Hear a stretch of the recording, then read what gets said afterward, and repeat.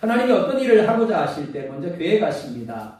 하나님이 전능한 하나님이신데 설마 계획하실까요? 예, 계획하십니다. 창세기 1장을 보면 하나님이 의도하신 대로 되었다라고 말씀하죠. 보시기에 좋았다라는 말이 바로 그 의미입니다. 그죠? 하나님이 어떤 일을 하고자 할 때 먼저 계획하십니다. 그리고 계획하시고 난 이후에 사람을 택하세요. 그리고 사람을 세우십니다. 그리고 그 사람을 통하여 일하십니다. 430년 동안 애굽에서 종살이하던 이스라엘을 구원하고자 하십니다. 자, 그때 하나님이 택하신 사람이 누구입니까? 모세라는 사람이죠. 그죠? 모세라는 사람을 태어나게 하십니다. 그리고 그를 무려 80년 동안 훈련하고 준비를 시킵니다. 왕국에서 40년 그리고 광야에서 40년 동안 훈련을 시킵니다. 뿐만 아닙니다. 그 어머니를 통하여 그에게 신앙교육을 시키셨습니다. 자, 준비가 다 되었습니다. 때가 되었죠? 하나님이 모세를 찾아갔습니다. 근데 모세가 뜻밖의 이상한 이야기를 합니다. 나는 그럴 만한 사람이 아니라는 겁니다. 하나님이 내가 너를 보내겠다, 내가 너를 쓰겠다라고 하시는데 못하겠다라는 거예요. 안 하겠다라는 겁니다. 그러면서 뭐라고 이야기를 합니까? 나는 말도 잘 못하는데요 라고 이야기를 합니다. 하나님이 그에게 표적을 보여주시죠. 그리고 하나님이 그를 억지로 보내십니다. 그리고 어떻게 하십니까? 분명히 자신은 할 만한 사람이 아니라고 했는데 훌륭하게 40년 동안 맡겨진 사역을 잘 감당을 합니다. 하나님이 바울이라는 사람을 태어나게 하십니다. 그리고 이방인들에게 복음을 전할 사도로 훈련하고 준비시킵니다. 그런데 바울은 엉뚱하게도 예수님을 부인하고 있습니다. 교회를 핍박하고 있습니다. 예수 믿는 사람들을 잡아서 옥에 가두고 있습니다. 자, 이런 바울을 보면서 사람들이 이렇게 생각을 할까요? 아, 저 사람 하나님이 택한 사람이구나. 저 사람은 분명히 하나님이 사도로 쓰실 사람이구나. 아니겠죠, 그죠? 정반대입니다, 그죠? 다른 사람은 다 구원받아도 저 인간만큼은 구원받지 못할 거야.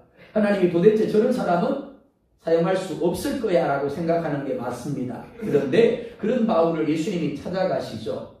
그리고 뭐라 말씀합니까? 내가 이방인을 위하여 택한 그릇이다 라고 말씀을 합니다. 그를 훈련하신 겁니다. 그를 준비하신 거죠. 그가 인정하든 인정하지 아니하든 하나님이 그의 삶을 계획하셨고 그를 사도로 부르셨습니다. 그리고 어떻게 쓰십니까? 11사도보다 더 큰 일을 감당하게 하셨음을 볼 수가 있습니다.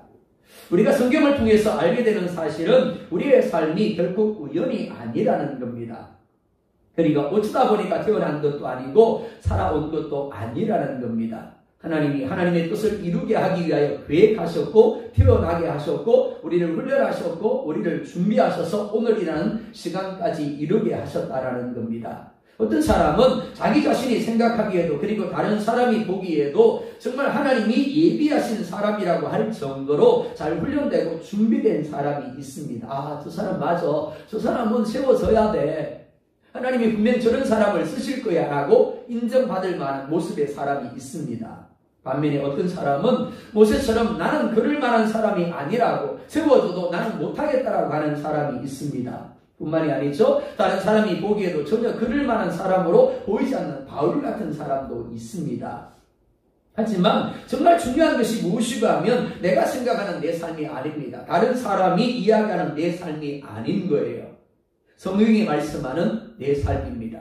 그리고 하나님이 내 삶을 향하여 가지고 있는 계획과 뜻인 겁니다. 그 뜻 가운데 믿음으로 반응하는 사람이 바로 참 믿음을 가진 그리스도인이라고 할 수 있는 겁니다. 내려놓음의 저자인 선교사님이 그랬습니다. 하버드에서 대학원 박사학위를 마쳤습니다. 그리고 꿈을 꿉니다. 아, 내가 이러저러하게 살아야지. 세계 최고의 대학인 하버드 대학에서 박사학위를 받았으니까 얼마나 거창한 꿈을 꿨겠습니까? 근데 하나님이 이상한 감동을 주시는 겁니다. 어떤 감동이요? 몽골로 가라고 하십니다. 웃습니다. 하나님 거기 뭐가 있는데요? 아무것도 없대요. 근데 순종을 합니다. 그리고 갔더니 그곳에서 하나님이 역사하신 겁니다. 그리고 깨닫습니다. 박사학위조차도 하나님이 그를 그렇게 쓰시기 위한 과정이었고 훈련이었다라는 겁니다. 하나님의 준비하심이었다라는 겁니다. 오늘 우리는 새롭게 아포교회를 섬길 시모 집사님과 군사님을 세우는 투표를 하려고 합니다. 자, 일을 하는 데 있어서 우리가 정말 가장 중요하게 여겨야 할 것이 무엇일까요? 우리 교회는 하나님의 교회입니다. 그리고 우리는 하나님을 믿는 사람들입니다. 그러니까 당연히 하나님의 뜻대로 택하고 하나님의 뜻대로 세울 수 있어야 하는 겁니다. 이를 위해서 우리가 기억해야 할 것이 있습니다. 자, 첫 번째, 뭘 기억해야 될까요? 패스해 주세요. 읽습니다. 시작. 하나님이 세우실 사람을 예비하신다는 것입니다. 뭐라고요? 하나님이 세우실 사람을 예비하신다라는 겁니다. 자, 1절 말씀 함께 봅니다. 시작. 여호와께서 사무엘에게 이르시되 내가 이미 사울을 버려 이스라엘 왕이 되지 못하게 하였거늘 네가 그를 위하여 언제까지 슬퍼하겠느냐. 너는 뿔에 기름을 채워 가지고 가라. 내가 너를 베들레헴 사람 이새에게로 보내리니 이는 내가 그의 아들 중에서 한 왕을 보았느니라 하시니라. 아멘. 교회와 사업장과 직장과 가정에서 우리가 정말 가장 중요하게 여겨야 할 것이 무엇일까요? 내 삶은 하나님이 계획하신 삶이라는 겁니다. 하나님의 목적, 하나님의 뜻을 위하여 우리의 가정을 세우셨고 우리에게 사업장을 허락하셨고 직장을 허락하셨고 농사를 허락하셨고 여기까지 오게 하셨다는 것을 인정하셔야 합니다. 자, 그러면 어떻습니까? 그 하나님이 오늘 나의 삶을 이끌어가고 계시는 겁니다. 그리고 하나님의 뜻대로 세우시고 사용하시는 겁니다. 사울이 이스라엘의 첫 번째 왕으로 세움을 입었습니다. 그런데 그는 하나님을 실망시켜버렸습니다. 그리고 하나님이 그를 버리시죠. 사무엘이 그 때문에 슬퍼하고 있습니다. 근데 하나님 뭐라 말씀합니까? 슬퍼하지 말라고 말씀하죠. 책망합니다. 그리고 어디로 가라고요? 베들레헴 사람 이새에게로 가라고 하십니다. 하나님이 베들레헴 사람 이새에게로 가라고 하시는 이유가 무엇입니까? 이렇게 말씀을 합니다. 이는 내가 그의 아들 중에서 한 왕을 보았느니라.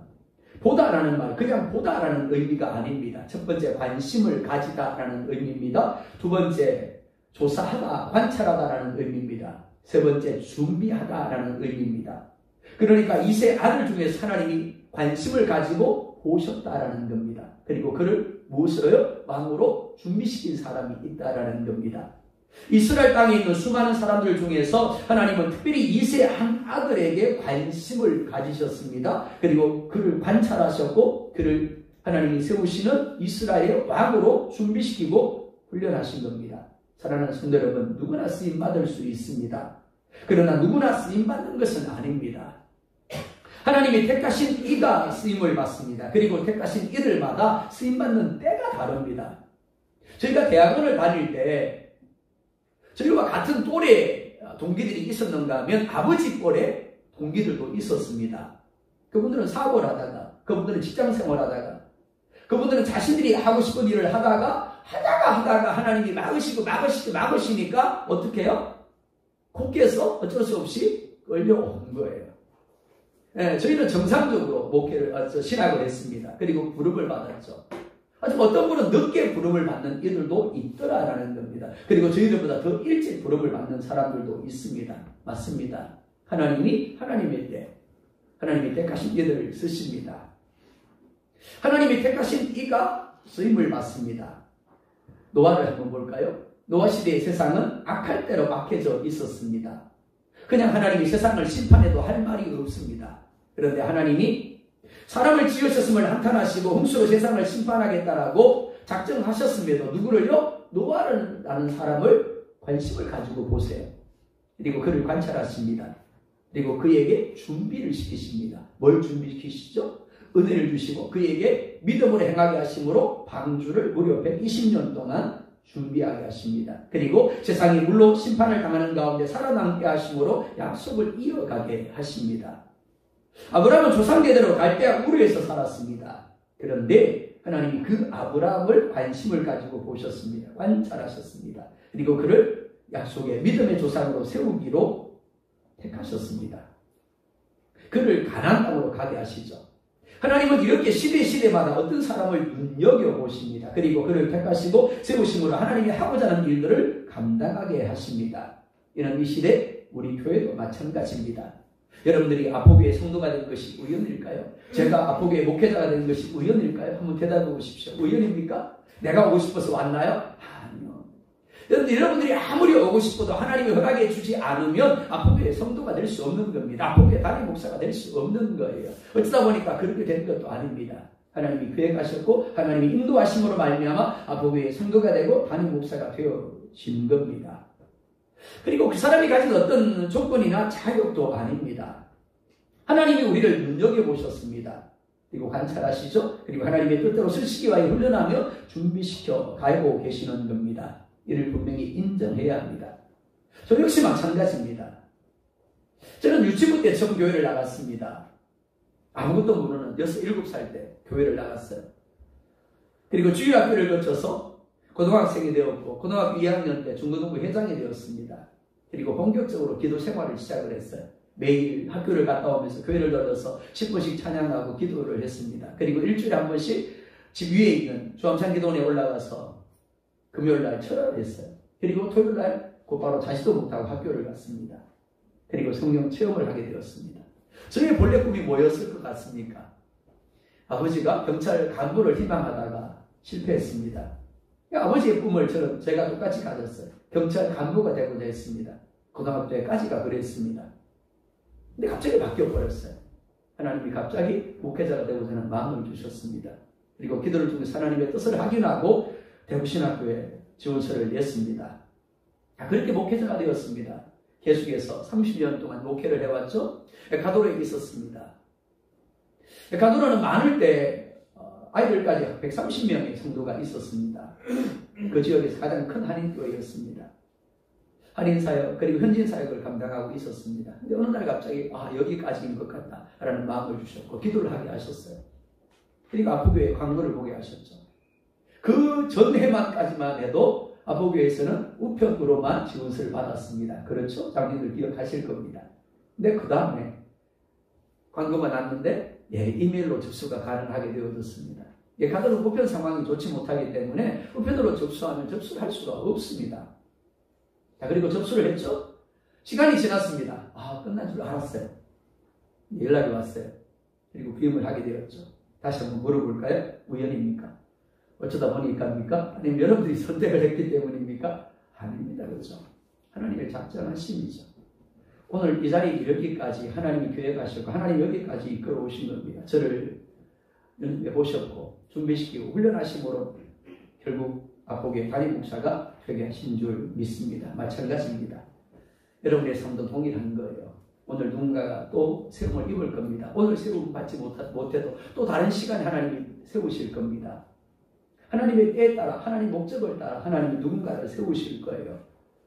어떻게 해요? 하나님이 그를 관찰해 보신 겁니다. 그를 집중해서 보신 거예요. 관심을 가지고 보셨고 그를 훈련하시고 준비시키신 겁니다. 그리고 때가 되어서 자 이제 일 좀 하자.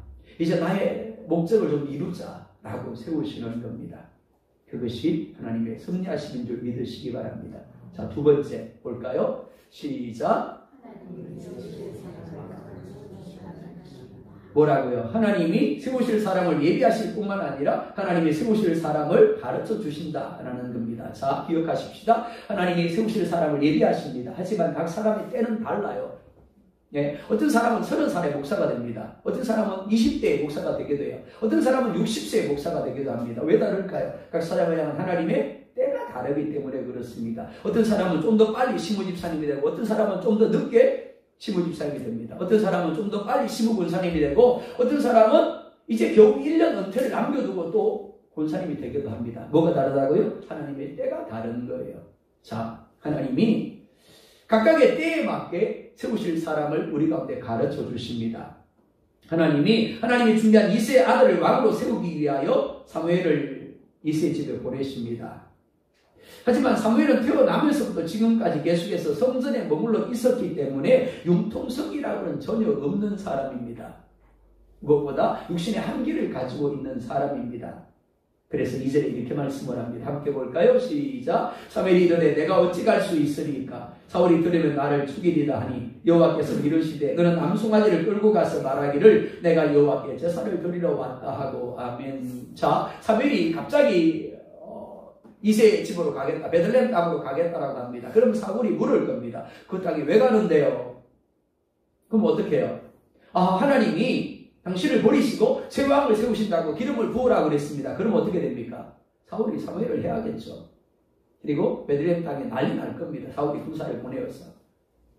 근데 하나님 뭐라 말씀합니까? 가서 여호와께 제사를 드리러 가는 것이다 라고 이야기하라고 이야기를 합니다. 특별히 3절에 이렇게 말씀을 합니다. 3절 같이 볼까요? 시작. 내가 네게 행할 일을 가르치리니 내가 네게 알게 하는 자에게 나를 위하여 기름을 부을지니라. 아멘. 자, 두 가지를 이야기합니다. 첫 번째, 내가 너에게 행할 일을 가르쳐 줄 것이다 라고 이야기를 합니다. 네가 어떻게 할 것이면 내가 알게 해줄 거야. 그러니까 너는 귀 열고 듣기만 하면 돼. 두 번째 뭐라고 말씀합니까? 내가 너에게 알게 하는 자에게, 이 사람이야 라고 하는 사람에게 뭐 하라고요? 기름을 부으면 된다 라고 이야기를 합니다.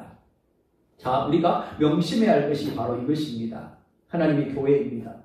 그러니까 하나님이 원하시고 하나님이 예비하신 사람을 세우는 겁니다. 기도가 필요한 이유, 그리고 하나님의 뜻에 집중해야 하는 이유가 바로 여기에 있습니다. 그런데 6절 보면 이렇게 말씀을 합니다. 함께 봅니다. 시작. 그들이 봄에 사무엘이 엘리압을 보고 마음이 이르기를 여호와의 기름 부으실 자가 과연 주님 앞에 있도다 하였더니, 자, 하나님이 사무엘을 이세에게로 보내면서 두 가지를 이야기했습니다. 첫 번째, 내가 너에게 행할 일을 가르쳐 줄 거야. 내가 너에게 알게 하는 자에게 기름을 부으라 라고 이야기를 했습니다. 자, 사무엘은 이를 분명히 기억해야 합니다. 자, 그런데 이세 아들 중에서 첫째는 엘리압이 사무엘 앞에 옵니다. 그런데 우와, 한눈에 반해버립니다. 그리고는 이 사람이야말로 하나님이 기름을 부으실 자다라고, 이 사람이야말로 정말 하나님이 택하신 왕일 거야 라고 생각을 해버립니다. 그런데 하나님은 뜻밖에도 이렇게 말씀을 합니다. 7절 볼까요? 시작. 여호와께서 사무엘에게 이르시되 그의 용모와 키를 보지 말라. 내가 이미 그를 보렸노라. 내가 보는 것은 사람과 같이 아니하니 사람은 외모를 보거니와 나 여호와는 중심을 보느니라 하시더라. 아멘. 무슨 말입니까? 우리는 이 사람이야말로 정말 세움받아야 할 사람이라고 생각하는데 하나님의 뜻은 다를 수 있다라는 겁니다. 엘리압은 외모에 있어서는 사무엘이 보기에 합격점을 받았습니다. 그러나 하나님은 그의 중심을 보시고 불합격이라고 말씀을 합니다. 이것이 사람이 가진 한계라고 할 수 있습니다. 교회가 세상 공동체와 다른 것이 무엇입니까? 세상 공동체는 자기 생각에 옳은 대로, 그리고 자기 보기에 좋은 대로 반응을 합니다. 하지만 교회는 하나님의 말씀, 하나님의 영의 가르침을 따라 반응함으로 하나님의 뜻을 이루어 드리는 게 다른 겁니다. 자, 10절에 이렇게 말씀을 합니다. 함께 봅니다. 시작. 이새가 그의 아들 7을 다 사무엘 앞으로 지나가게 하나 사무엘이 이새에게 이르되 여호와께서 이들을 택하지 아니하셨느니라 하고. 아멘. 자, 이새 아들 중에서 내가 한 왕을 보았느니라 라고 하셨죠. 그죠? 그러니까 이새 아들 중에 택한 자가 있어야 되는 거예요. 근데 지금 사무엘 앞에 있는 이새의 아들 7명이 모두 다 지나갔는데도 불구하고 하나님 뭐라 말씀하셨다고요? 모두가 아니다라고 하십니다. 참 난감한 상황이죠. 아니 7명이 다 지나갔는데도 불구하고 그 중에 한 명도 아니다 그러니까 뭔가 하나님이 실수한 것과 같은 그런 상황이 되어버린 겁니다. 자, 그래서 사무엘이 이새에게 묻습니다. 11절 볼까요? 시작. 또 사무엘이 이새에게 이르되 내 아들들이 다 여기 있느냐? 이새가 이르되 아직 막내가 남았는데 그는 양을 지키나이다. 사무엘이 이새에게 이르되 사람을 보내어 그를 데려오라. 그가 여기 오기까지는 우리가 식사자리에 앉지 아니하겠노라. 아멘. 사무엘이 순회 제사를 드리기 위하여 오는 것도 그렇고 그 제사의 일가족을 초대한다라는 것은 대단한 영광입니다. 오늘날로 말하면 대통령이 초대해서 같이 밥 먹는 것 같은 거예요. 그러니까 모든 가족들을 모아서 함께 식사를 해야 맞는 겁니다. 자, 그런데 엘리압을 비롯한 7 형제들은 이새가 다 불렀습니다. 어디 했어요? 덜 했어요. 당연히 이들은 일상으로 한다면 지금 시간 덜에 있어야 맞는 거예요. 덜해서 양을 치고 있어야 맞습니다. 그런데 아버지 이새가 오늘 사무엘이 오니까, 선지자가 오니까 양을 치지 말고 다 집으로 오너라. 그리고 집으로 오는 거예요. 자, 그런데 막내인 다윗만큼은 그 자리에 오지 않았습니다. 자, 오지 않은 걸까요? 오지 못한 걸까요? 오지 못한 겁니다. 왜요? 아버지 이새가 다윗만은 그 자리에 오지 않아도 된다라고 생각을 했기 때문입니다. 무슨 말인가 하면 다윗은 그 아버지에게조차도 어렸기 때문에 혹은 어떤 이유로 말미암아 존재감이 없었다는 이야기입니다. 그런데 12절 보면 이렇게 말씀을 합니다. 이에 사람을 보내어 그를 데려오매 그의 빛이 붉고 눈이 뛰어나고 얼굴이 아름답더라. 다윗은 형들에 비해서 겉모습이 뛰어나거나 화려하거나 하지는 않았습니다. 더구나 어려웠겠죠. 하지만 눈이 맑고 얼굴이 손했더라라고 말씀을 합니다. 하나님이 사무엘에 뭐라 말씀합니까? 이가 그니 기름을 부으라라고 하십니다.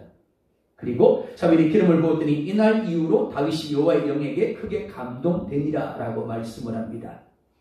자, 사무엘상 17장 28절을 함께 봅니다. 시작. 그냥 엘리압이 다윗이 사람들에게 하는 말을 들은지라 그가 다윗에게 노를 바라여 이르되 네가 어찌하여 이리로 내려왔느냐? 들에 있는 양들을 누구에게 맡겼느냐? 나는 네 교만과 네 마음의 완악함을 아노니 네가 전쟁을 구경하러 왔도다. 아멘. 자, 엘리압이 생각하기는 어떻습니까? 나 외에는 왕될 만한 사람이 없어입니다. 하나님이 그를 버리신 이유가 여기 있습니다. 하나님이 엘리압을 택하지 않은 이유가 여기 있어요. 외적으로 본다면 그가 왕이 될 만한 사람이었습니다. 하지만 중심이 아닌 거예요. 내가 나만큼 왕될 만한 사람이 있으면 나와봐. 교만함으로 가득한 사람이었다라는 겁니다. 그러다 보니까 다른 사람에 대해 어떻게 생각한다고요? 그 누구도 왕될 만한 사람으로 인정하지 않는 겁니다. 다윗도 마찬가지입니다. 엘리압이 왜 다윗에게 대하여 교만하다고 마음이 완악하다라고 이야기를 하고 있습니까? 자신에게 부어져야 될 기름이 다윗에게 기름 부어졌기 때문에 아니 못도 아닌 저 인간이 저 애가 뭐라고 그렇게 판단하는 거죠. 어떤 한 사람이 세워졌을 때 우리는 어떻게 그런 사람이 뽑힐 수 있어? 어떻게 그런 사람이 세워질 수 있으라고 생각할 수 있습니다.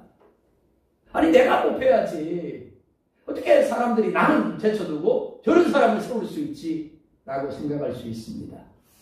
그런데 아니라는 거예요. 그 사람을 향한 하나님의 목적이 그리고 그 사람을 향한 하나님의 때가 되었기에 하나님이 그를 세우시는 겁니다. 나를 향한 하나님의 목적 그리고 나를 향한 하나님의 때가 다른 거예요. 나는 지금이라고 생각하는데 하나님은 아니 아직 너는 아니야. 지금은 너의 때가 아니야 라고 말씀할 수 있다는 거죠. 그의 때일 수 있다는 거예요. 그렇기 때문에 우리는 내가 생각하는 어떤 사람이 아니라 우리가 생각하는 어떤 사람이 아니라 하나님이 예비하신 사람 그리고 하나님이 가르쳐 주시는 그 사람을 분별하기 위해서 하나님께 집중해야 되는 겁니다. 그리고 그 사람을 세울 수 있어야 됩니다. 자, 세 번째로 볼까요? 시작. 하나님이